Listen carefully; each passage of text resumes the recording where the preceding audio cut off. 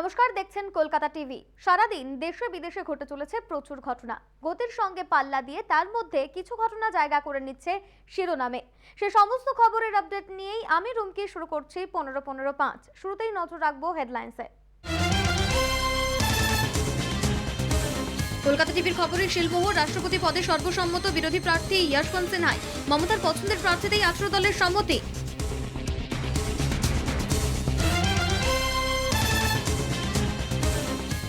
একনাথ শিন্ডের বিরুদ্ধে কড়া পদক্ষেপ, পরিষদীয় দলনেতা ও চিফ হুইপ পদ থেকে অপসারণ, নতুন পরিষদীয় দলনেতা অজয় চৌধুরী।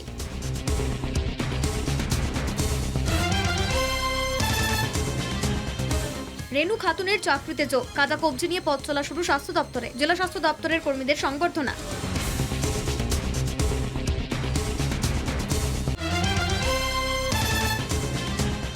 শেষ হলো দৃশ্যম 2 এর শুটিং, আগামী 18 নভেম্বর মুক্তি পাচ্ছে ছবি, জানালেন অজয় দেবগন।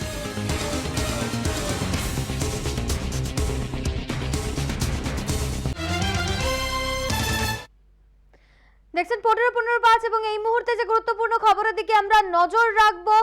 এনডিএর রাষ্ট্রপতি পদপ্রার্থী হচ্ছেন দ্রৌপদী মুর্মু। একাধিক নামের জল্পনার পর এবার এনডিএর তরফ থেকে ঘোষণা করা হচ্ছে এনডিএর রাষ্ট্রপতি পদপ্রার্থী দ্রৌপদী মুর্মু। আপনাদের আরো একবার জানিয়ে রাখবো, এনডিএর প্রার্থী দ্রৌপদী মুর্মু। আগামী 18ই জুলাই নির্বাচন রয়েছে। রাষ্ট্রপতি নির্বাচনের আগে পদপ্রার্থী নিয়ে প্রচুর জল্পনা এবং যে খবর জানা যাচ্ছে এনডিএর রাষ্ট্রপতি পদপ্রার্থী দ্রৌপদী মুর্মু। এর আগেই বিরোধীদের তরফ থেকে রাষ্ট্রপতি নির্বাচনে প্রার্থীর নাম ঘোষণা করা হয়েছে। যশবন্ত সিনহা হচ্ছেন বিরোধীদের তরফ থেকে রাষ্ট্রপতি পদপ্রার্থী এবং এবার এনডিএর তরফ থেকে নাম ঘোষণা করা হলো এনডিএর প্রার্থী দ্রৌপদী মুর্মু। আপনাদের আরো একবার জানিয়ে রাখবো, এনডিএর প্রার্থী দ্রৌপদী মুর্মু। আগামী 18ই জুলাই নির্বাচন। ঝাড়খণ্ডের প্রাক্তন রাজ্যপাল ছিলেন দ্রৌপদী মুর্মু, তাকেই এনডিএর তরফ থেকে রাষ্ট্রপতি নির্বাচনে প্রার্থী করা হচ্ছে। ঝাড়খণ্ডের প্রাক্তন রাজ্যপাল দ্রৌপদী মুর্মু, তাকেই এনডিএর প্রার্থী করা হচ্ছে। দ্রৌপদী মুর্মু তিনি রাষ্ট্রপতি নির্বাচনে প্রার্থী। এনডিএর তরফে প্রার্থী দ্রৌপদী মুর্মু। এই মুহূর্তের গুরুত্বপূর্ণ খবর এবং যে খবরের দিকে আমরা নজর রেখেছি, ঝাড়খণ্ডের প্রাক্তন রাজ্যপাল পেশায় শিক্ষিকা দ্রৌপদী মুর্মু, তিনি হচ্ছেন এনডিএর প্রার্থী। রাষ্ট্রপতি নির্বাচনে এনডিএর প্রার্থী দ্রৌপদী মুর্মু। কিছুক্ষণ আগেই বিরোধীদের তরফ থেকে রাষ্ট্রপতি পদপ্রার্থী নাম ঘোষণা করা হয়েছে। যশবন্ত সিনহা হচ্ছেন বিরোধী দলের রাষ্ট্রপতি নির্বাচনে প্রার্থী এবং এনডিএর তরফ থেকেও এই মুহূর্তে নাম ঘোষণা করা হয়েছে রাষ্ট্রপতি পদপ্রার্থী এনডিএর দ্রৌপদী মুর্মু। তিনি পেশায় শিক্ষিকা এবং ঝাড়খণ্ডের প্রাক্তন রাজ্যপাল। নীলকণ্ঠ সম্মানে সম্মানিত হয়েছেন দ্রৌপদী মুর্মু, তাকেই প্রার্থী ঘোষণা এনডিএর তরফে। এনডিএর প্রার্থী দ্রৌপদী মুর্মু। দ্রৌপদী মুর্মু পেশায় শিক্ষিকা এবং ঝাড়খণ্ডের প্রাক্তন রাজ্যপাল। আগামী 18ই জুলাই নির্বাচন। রাষ্ট্রপতি নির্বাচনে বিরোধীদের প্রার্থী হচ্ছেন যশবন্ত সিনহা, তার নামেই আজ শিলমোহর দেওয়া হয়েছে। 18টি বিরোধী দলের বৈঠকের পর সর্বসম্মতিক্রমে যশবন্ত সিনহার নামে শিলমোহর পড়েছে। এবার এনডিএর তরফ থেকেও রাষ্ট্রপতি পদপ্রার্থীর নাম ঘোষণা করা হলো। জানা গিয়েছে দ্রৌপদী মুর্মু তিনিই হতে চলেছেন এনডিএর রাষ্ট্রপতি নির্বাচনে প্রার্থী। ঝাড়খণ্ডের প্রাক্তন রাজ্যপাল দ্রৌপদী মুর্মু এবং এর পাশাপাশি পেশায় শিক্ষিকা তিনি। নীলকণ্ঠ সম্মানে সম্মানিত হয়েছেন দ্রৌপদী মুর্মু।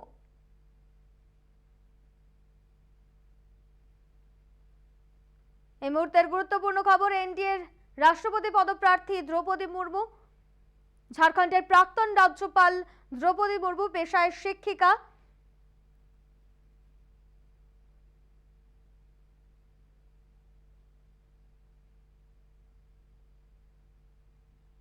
18 জুলাই প্রেসিডেন্ট নির্বাচন, রাষ্ট্রপতি নির্বাচন এবং সেই রাষ্ট্রপতি নির্বাচনে এনডিএর প্রার্থী দ্রৌপদী মুর্মু।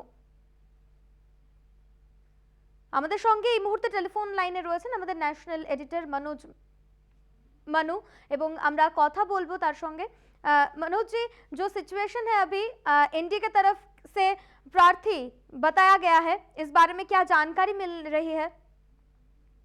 बिल्कुल, ये बहुत पहले से चल रहा था कि एनडीए इस बार किसी ट्राइबल महिला को यानी कि आदिवासी महिला को राष्ट्रपति का उम्मीदवार बनाएगी।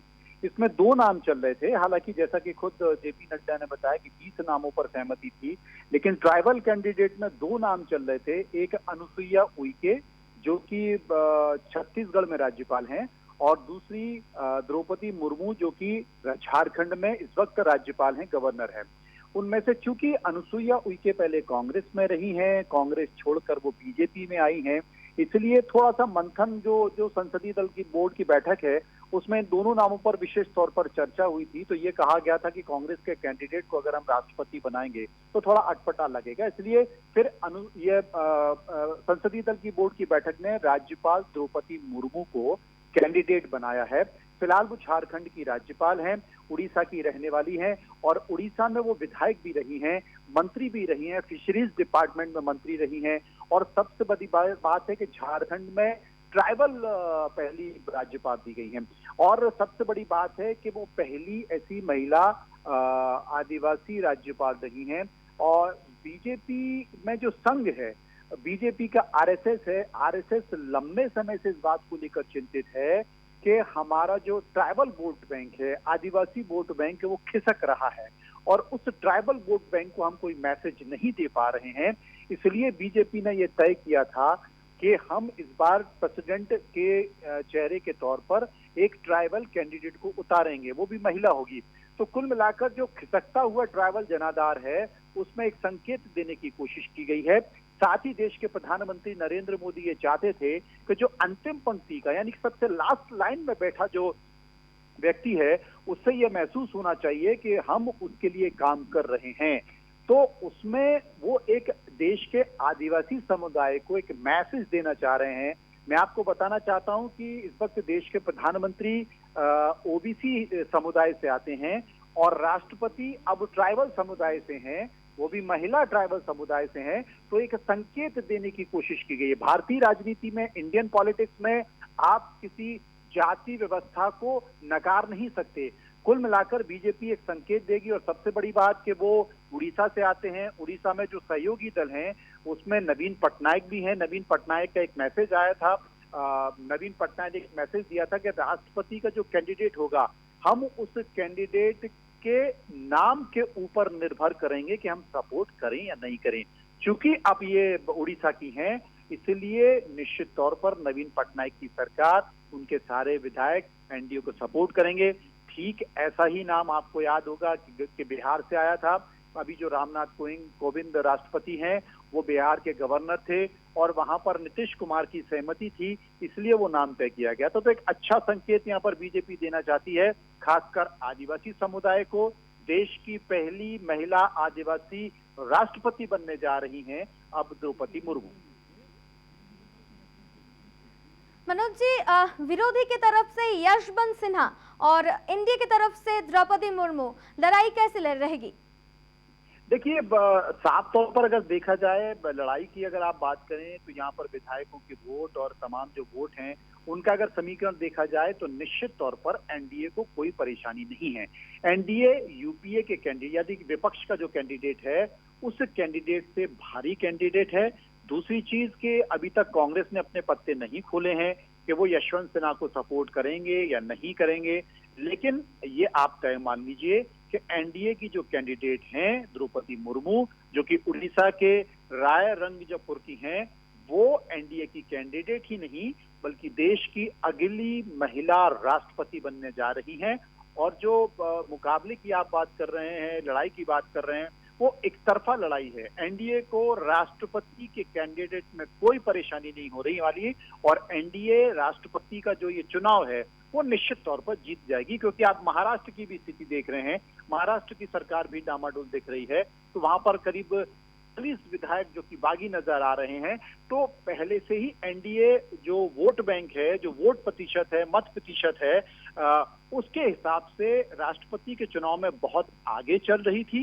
अब चूंकि एक बगावत हो गई है महाराष्ट्र में, वहां पर करीब 40 विधायक और बगावत कर चुके हैं, तो 40 विधायकों के वोट और प्लस हो जाते हैं, तो वो इस लड़ाई में बहुत आगे निकल जाएगी। तो इसमें द्रौपदी मुर्मू का जीतना, राष्ट्रपति का चुनाव द्रौपदी मुर्मू का जीतना बिल्कुल कहीं कोई परेशानी नहीं होगी। निश्चित तौर पर वो राष्ट्रपति बनने जा रही है। जी शुक्रिया। আমাদের সঙ্গে টেলিফোন লাইনে ছিলেন আমাদের ন্যাশনাল এডিটর মনোজ মানু এবং যে খবরের দিকে আমরা নজর রেখেছি, দ্রৌপদী মুর্মু তার নাম ঘোষণা করা হলো এনডিএর তরফে এবং এনডিএর প্রার্থী হচ্ছেন দ্রৌপদী মুর্মু রাষ্ট্রপতি নির্বাচনে।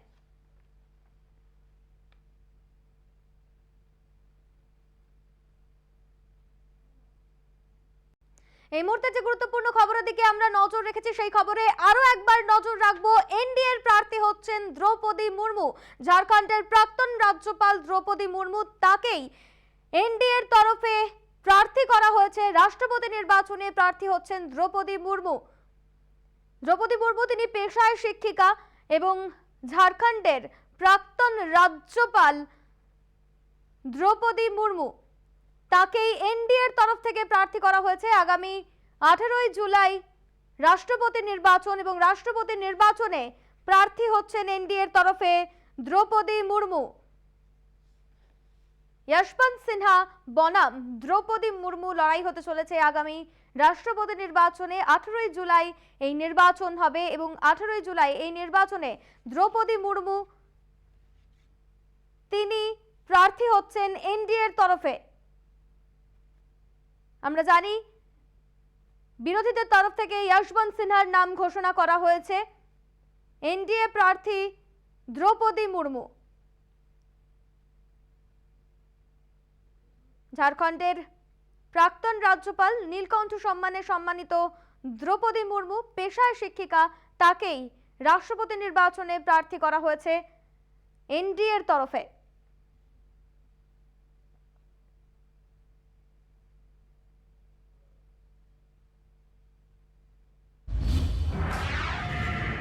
কাজে যোগদান করলেন কেতুগ্রামের নির্যাতিতা রেণু খাতুন। মঙ্গলবার জেলা মুখ্য স্বাস্থ্য দপ্তরে স্টাফ নার্স পদে যোগদান করলেন রেণু। কাজে যোগদান করার পরেই জেলা স্বাস্থ্য দপ্তরের কর্মীরা তাকে সংবর্ধনা জানান।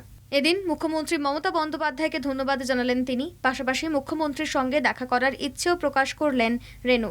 স্বাস্থ্য ভবন থেকে কোনো নির্দেশিকা না আসা পর্যন্ত রেণু খাতুন মুখ্য স্বাস্থ্য দপ্তরেই কর্মরত থাকবেন বলে জানিয়েছেন মুখ্য স্বাস্থ্য আধিকারিক প্রণব রায়। গত 4 জুন রাতে তার হাতের কবজি কেটে নেয় রেণুর স্বামী শরীফুল শেখ। তারপরেই তাকে চাকরির প্রতিশ্রুতি দেন মুখ্যমন্ত্রী। সেই মতো সুস্থ হয়ে কাজে যোগ দিলেন রেণু।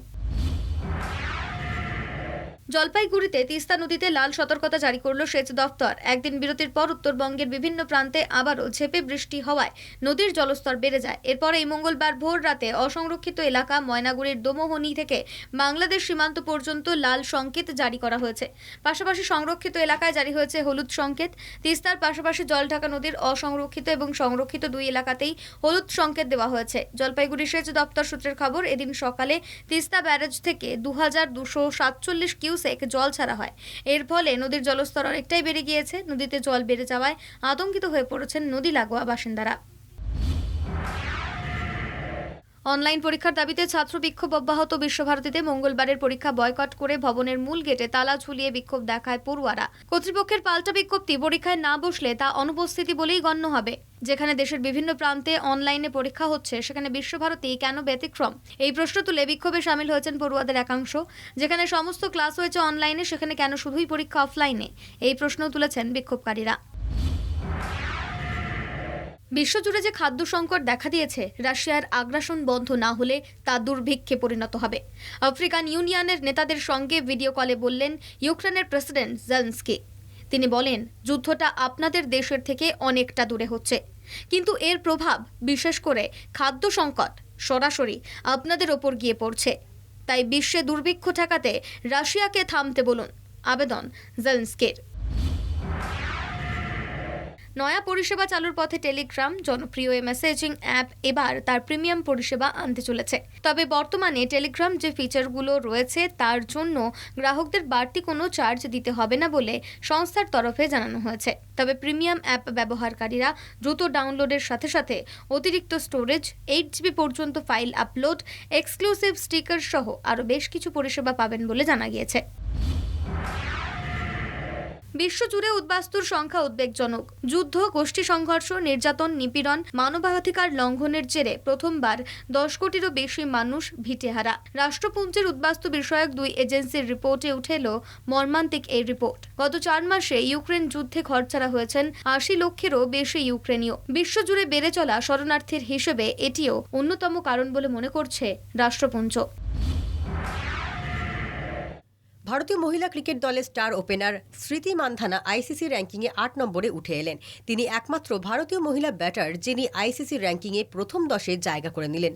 চলতি বছরে 9টা ম্যাচে 411 রান করেছেন স্মৃতি, যার মধ্যে রয়েছে একটা সেঞ্চুরিও। তবে আইসিসি র্যাঙ্কিংয়ে বোলারদের তালিকায় কয়েক ধাপ নিচে নেমে গেলেন ঝুলন গোস্বামী। ভারতীয় ক্রিকেট শিবিরে করোনায় হানা Covid positive spinner Ravichandran Ashwin. আপাতত ইংল্যান্ডে যেতে পারছেন না রবিচন্দ্রন, কোয়ারেন্টাইন রয়েছেন তিনি। ফলে ইংল্যান্ডের বিরুদ্ধে টেস্টে খেলতে পারবেন না রবি। সুস্থ হয়ে প্রোটোকল মেনে ভারতীয় দলের সঙ্গে যোগ দেবেন তিনি, বিসিসিআই তরফে জানানো হয়েছে। উইম্বলডন চ্যাম্পিয়নশিপের কোয়ালিফাইং রাউন্ড থেকে ছিটকে গেলেন ভারতের সিঙ্গলস প্লেয়ার রামকুমার রামানাথন এবং ইউকি ভাম্বরি। প্রথম হার্ডেলেই থেমে গেল এই দুই ভারতীয় টেনিস খেলোয়াড়ের দৌড়। অন্যদিকে চোট সারিয়ে উইম্বলডনে খেলার ব্যাপারে আশাবাদী অ্যান্ডি মারে। গত বছর চ্যাম্পিয়নশিপের কাছাকাছি পৌঁছেও থামতে হয়েছিল তাঁকে। এবার সেই আক্ষেপ দূর করতে চান মারে। বয়সটা যে সংখ্যা মাত্র প্রমাণ করলেন 105 বর্ষীয় রামবাই। অভিনব রেকর্ড করলেন 105 বছরের রামবাই। বেঙ্গালুরুতে অ্যাথলেটিক্স ফেডারেশন অফ ইন্ডিয়া আয়োজিত ন্যাশনাল ওপেন মাস্টার্স অ্যাথলেটিক্স চ্যাম্পিয়নশিপের অভিষেকের মঞ্চেই 100 মিটারে নতুন রেকর্ড করলেন 105 বছরের রামবাই। ট্র্যাক অ্যান্ড ফিল্ডে 15 জুন 100 মিটার এবং 20 জুন 200 মিটারে গোল্ডেন ডাবল করেন তিনি। অভিনব এই রেকর্ড করার পর এবার রামবাইয়ের লক্ষ্য আন্তর্জাতিক মঞ্চেও রেকর্ড করা। সময় বিরতির পর থাকছে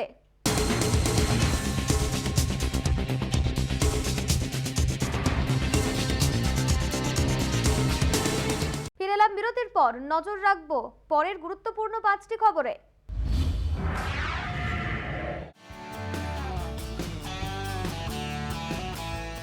পঞ্চায়েত সিজন 2 এ তুমুল জনপ্রিয়তার পর ফের ওটিটিতে ফিরছেন ফুলেরা পঞ্চায়েতের সচিব জিতেন্দ্র কুমার। তবে একেবারে অন্যরকম চরিত্রে। এবার জাদু দেখাবেন তিনি, তাই ছবির নাম জাদুঘর। সদ্যই মুক্তি পেল ছবির ট্রেলার। ওটিটি ফিল্ম জাদুঘরে জিতেন্দ্র কুমারের সঙ্গে জুটি বেঁধেছেন অভিনেত্রী আরুষি শর্মা। পাশাপাশি ছবিতে দেখা যাবে জাভেদ জাফরিকেও। ছবির গল্প যে বেশ মজাদার হতে চলেছে তার আভাস মিলেছে ট্রেলারে। আগামী 15 জুলাই থেকে শুরু হয়ে যাবে জাদুঘরের স্ট্রিমিং। সঞ্জুর 4 বছর পর শামশেরার হাত ধরে রূপোলি পর্দায় কামব্যাক করছেন রণবীর কাপুর। ছবি ঘিরে তাই জুনিয়র আর্কের ভক্তদের উন্মাদনার শেষ নেই। সদ্যই যশরাজ ফিল্মসের সোশ্যাল সাইট পেজে মুক্তি পেয়েছে ছবির অফিসিয়াল পোস্টারও। আর তাতেই প্রকাশ্যে এসেছে শামশেরা রণবীর সিং এর লুক। আর তাতেই সকলের মন জয় করেছেন অভিনেতা। সদ্যই ছবি নিয়ে মিলেছে লেটেস্ট আপডেট। কিছুদিনের মধ্যেই মুক্তি পাবে শামশেরা ট্রেলার। আর ট্রেলার লঞ্চের অনুষ্ঠান দিয়েই ছবির প্রচার শুরু করে দেবে টিম শামশেরা। শোনা যাচ্ছে দেশের 3টি শহরে হতে চলেছে শামশেরার ট্রেলার লঞ্চের জমকালো অনুষ্ঠান। আর তাতেই হাজির থাকবেন ছবির 3 মুখ্য অভিনেতা রণবীর কাপুর, বানি কাপুর ও সঞ্জয় দত্ত। উপস্থিত থাকবেন পরিচালক করণ মালহোত্রাও। বক্স অফিসে মোটেও ভালো ফল করেনি জয়েশ ভাই জোয়ারদার ও সম্রাট পৃথ্বীরাজ। তাই শামশেরার হাত ধরেই ঘুরে দাঁড়াতে চাইছেন প্রযোজক আদিত্য চোপড়া। ছবির প্রচার শুরুর জন্য মুখিয়ে আছেন রণবীর, সঞ্জয় দত্তরা। শামশেরা এমন একটি ছবি যা সমস্ত ধরনের দর্শকদের মন জয় করবে, এমনটাই মনে করছে ছবির গোটা টিম। আগামী 22 জুলাই মুক্তি পাবে শামশেরা। নেটফ্লিক্সের ম্যাগনাম ওপাস সিরিজ হীরা মান্ডির শুটিং শুরুর প্রস্তুতি শুরু করে দিয়েছেন পরিচালক সঞ্জয় লীলা বনসালী। আর এরই মধ্যে এসএলভি ভক্তদের জন্য মিলল দারুণ সুখবর। পরিচালক যে একটি দুর্দান্ত প্রেমের ছবির পরিকল্পনা করছেন সেই খবর মিলেছে অনেক আগেই। এই ছবির কাস্টিং প্রসঙ্গে শোনা গিয়েছিল রণবীর সিং ও আলিয়া ভট্টের নাম। তবে সদ্যই ছবি নিয়ে মিলেছে লেটেস্ট আপডেট। জানা যাচ্ছে এই রোমান্টিক ছবিতে একেবারে নতুন কাস্টিং নিয়ে কাজ করতে চলেছেন পরিচালক সঞ্জয় লীলা বনসালী। ছবিতে প্রথমবার একসঙ্গে জুটি বাঁধবেন আদিত্য রায় কাপুর ও কৃতি শ্যানন। অবশ্য এমন জল্পনা শোনা যাচ্ছিল বেশ কিছুদিন ধরে, অবশেষে মিলেছে পাকা খবর। বলিপাড়া সূত্রে জোর খবর, সঞ্জয় লীলা বনসালীর রোমান্টিক ছবিতে কাজ করতে রাজি হয়ে গিয়েছেন আদিত্য ও কৃতি। তবে এখনই ছবির শুটিং শুরুর কোনো সম্ভাবনা নেই, কারণ আপাতত বেশ কিছুদিন হীরা মান্ডির প্রোডাকশন নিয়েই ব্যস্ত থাকবেন সঞ্জয় লীলা বনসালী। দর্শকদের কাছে এবার একেবারেই অন্যরকম চরিত্রে নজর কাটতে চলেছেন অভিনেত্রী বাণী কাপুর। শোনা যাচ্ছে একটি নতুন সোশ্যাল কমেডি ড্রামা ফিল্মের পরিকল্পনা করছেন প্রযোজক দীনেশ ভিজন। ছবির নাম সর্বগুণ সম্পন্না। বেশ কিছু পপুলার ছবিতে অভিনয় করলেও ভিন্ন ধর্মী চরিত্রে ধরা দিতেই বেশি পছন্দ করেন বাণী কাপুর। চণ্ডীগড় করে আশিকি ছবিতে একজন রূপান্তরকামীর ভূমিকায় অভিনয় করে দর্শকদের চমকে দিয়েছিলেন তিনি। এবার দীনেশ ভিজনের প্রযোজনায় সর্বগুণ সম্পন্নাতেও একেবারে অন্যরকম চরিত্রে নজর কাটবেন বাণী কাপুর। শোনা যাচ্ছে নারী কেন্দ্রিক এই ছবিতেই তিনি একজন স্মল টাউন গার্ল, যাকে দেখতে অনেকটা রাতারাতি বিখ্যাত এক পর্ন স্টারের মতো। আর তাতেই ঘটে বিপত্তি। আপাতত এটুকুই, কারণ সর্বগুণ সম্পন্নার গল্প আর ভাঙতে নারাজ ছবির প্রযোজনা সংস্থা। তবে ছবিতে বাণী কাপুরের চরিত্রটি যে লাজবাব হতে চলেছে তা বলাই বাহুল্য। পরিচালনার দায়িত্বে থাকছেন পরিচালক কুনাল দেশমুখের স্ত্রী সোনালী রতন। কিছুদিনের মধ্যেই সর্বগুণ সম্পন্না নিয়ে আসছে এক ঝাঁক লেটেস্ট আপডেট। 15:15:05 এখন এই পর্যন্তই। দেখছেন কলকাতা টিভি, রাত দিন 7 দিন।